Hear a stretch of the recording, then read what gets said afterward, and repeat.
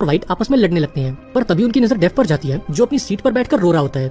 इसके बाद वो कुछ बोलने की कोशिश करता है और सभी को बताता है कि ये पेपर्स हमारी इमेज को रिफ्लेक्ट कर रहे हैं, लेकिन डेफ इन बातों को फ्रेंच में कह रहा होता है, इसलिए किसी को कुछ समझ नहीं आता और कोई भी उसकी बातों पर ज्यादा ध्यान नहीं देता। अब यहाँ ब्राउन अपनी एक थियरी देता है और सभी से कहता है कि शायद हम किसी एग्जाम में नहीं बल्कि एक बेटिंग शो में बैठे हैं और इस कंपनी के बोर्ड मेंबर्स हमें ऐसे तड़पते हुए देखकर मजे ले रहे हैं।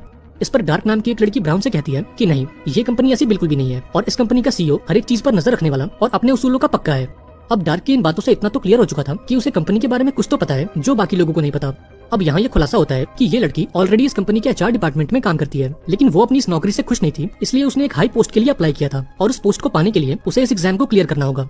इस पर व्हाइट कहता है कि उसे ये जॉब खुद कंपनी वालों ने ऑफर की थी, जबकि बाकी लोग बताते हैं कि उन्होंने इस जॉब के लिए खुद अप्लाई किया था। अब इन सभी लोगों में एक बात कॉमन थी कि ये लोग इस कंपनी के बारे में कुछ नहीं जानते थे। दरअसल कंपनी द्वारा भेजे गए ईमेल्स में ये बात साफ साफ लिखी थी कि जब तक कैंडिडेट इस एग्जाम को क्लियर नहीं कर लेता उसे कंपनी के बारे में कोई भी जानकारी नहीं दी जाएगी।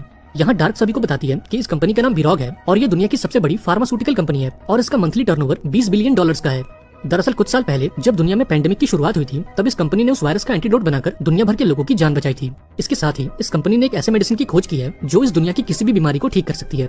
अब थोड़ी देर बाद ब्रूनेट कमरे में लगे फायर अलार्म को देखती है और उसे देखकर इसके दिमाग में एक ख्याल आता है। ब्रूनेट सोचती है कि अगर हम इस अलार्म को एक्टिवेट कर दें और कमरे में पानी की बारिश कर दें तो शायद उस पानी के चलते हमें क्वेश्चन पेपर में लिखा हुआ क्वेश्चन दिख जाए।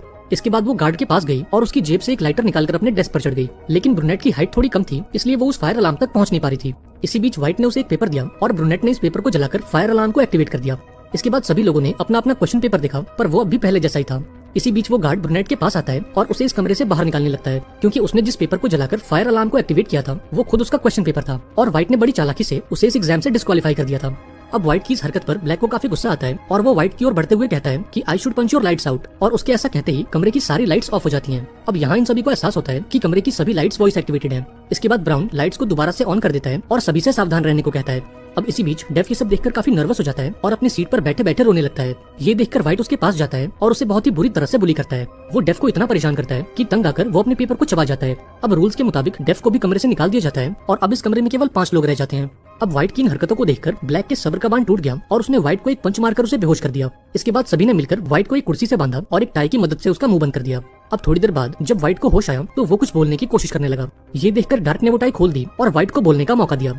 यहाँ व्हाइट कहता है कि तुम मुझे मेरी दवाई दे दो वरना मेरी जान चली जाएगी। अब यहाँ ये खुलासा होता है कि व्हाइट को एक खतरनाक बीमारी है और उसे जिंदा रहने के लिए हर घंटे एक दवाई खानी पड़ती है। यहाँ व्हाइट कहता है कि मुझे उस क्वेश्चन का पता चल चुका है और अगर तुम मुझे वो दवाई दे दोगे तो मैं तुम्हें वो क्वेश्चन बता दूंगा। ये सुनकर ब्लैक उसकी पॉकेट्स को चेक करता है, लेकिन यहाँ उसे कोई दवाई नहीं मिलती। इसी बीच व्हाइट दोबारा से बेहोश हो जाता है और उसकी पूरी बॉडी कांपने लगती है। ये देखकर ब्लैक कहता है कि उस बीमारी के चलते व्हाइट को मिर्गी के दौरे पड़ रहे हैं और अब इसके पास ज्यादा वक्त नहीं है। अब ये सभी लोग फौरन उस दवाई को ढूंढने में लग